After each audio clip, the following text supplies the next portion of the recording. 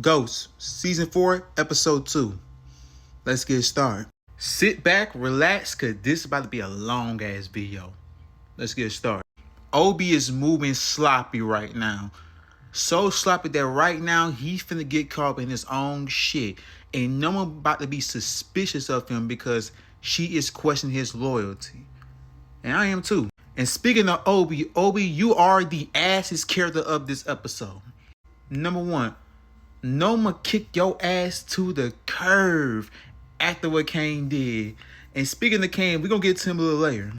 And number two, your ass got caught slipping by Detective Carter. And speaking of Detective Carter, bro, I low-key like Detective Carter, bro. Something about him said, like, he is going to chew Tariq ass up. And I'm here for it. Because to be honest with you, I do not like Tariq.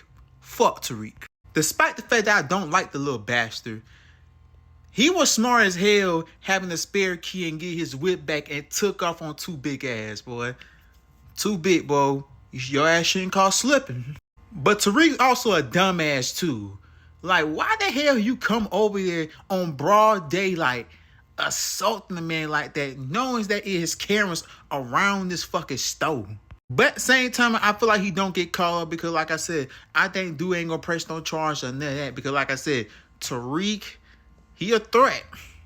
It is what it is. But what pissed me off is this scene. This probably one of the scenes that would piss me off the most. Because Tariq complains about being broke, working a 9-to-5 and all that type of bullshit.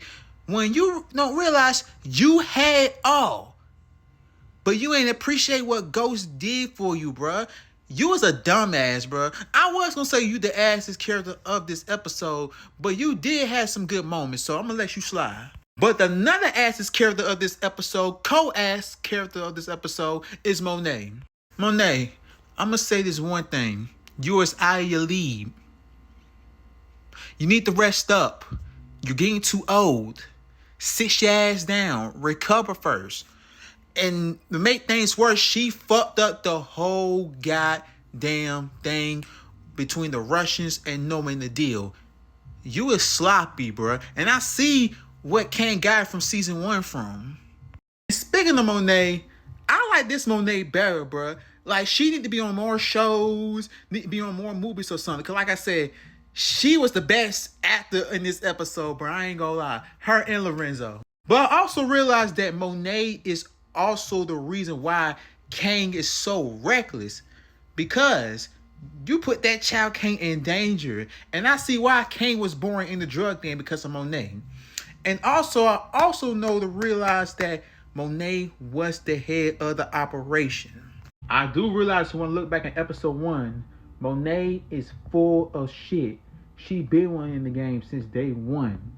And I see why, because they live in the shithole.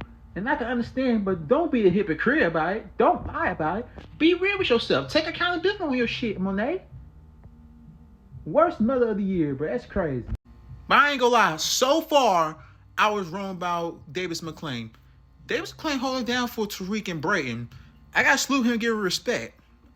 I like Davis McClain now, man. That's crazy to say, man. Because at first, I didn't really like him because he was too shady and shit.